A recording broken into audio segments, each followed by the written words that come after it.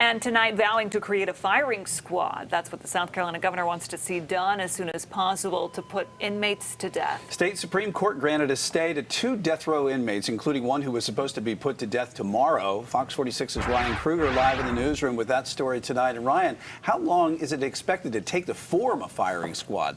Yeah, so Brian, the governor and the Department of Corrections, neither organization has a timetable right now in place. Here's the things they have to do. They have to actually assemble a firing squad, so they need a team of sharpshooters, and then they need to build a new facility to house that firing squad.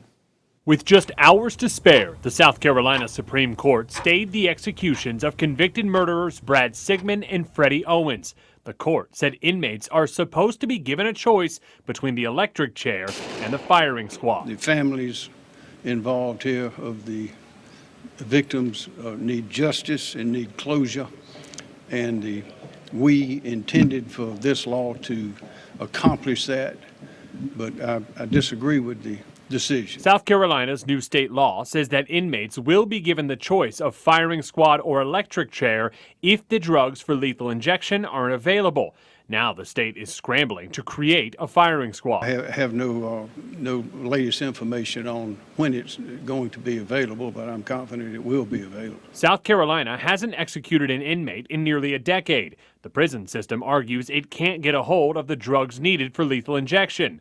But John Bloom, director of the Death Penalty Project at Cornell, says he doesn't buy that excuse. He points to the 13 executions by lethal injection that the federal government carried out in the final months of the Trump administration. To me, it's a manufactured crisis. It's not clear that they couldn't get the drugs. These other states have gotten them. And so they tell the legislature, we can't carry out the executions this way. We need to be able to electrocute people or shoot them. A firing squad has not been used to execute someone in the U.S. It's only been used once in the last 2 decades. The last time was in 2010 in Utah. Now, I am told that South Carolina officials are looking into what Utah did in order to create their firing squad. Yeah, Ryan, you're talking about Utah. What did that look like when they used it then? So it was 5 sharpshooters. They were all volunteers. All of them were certified police officers.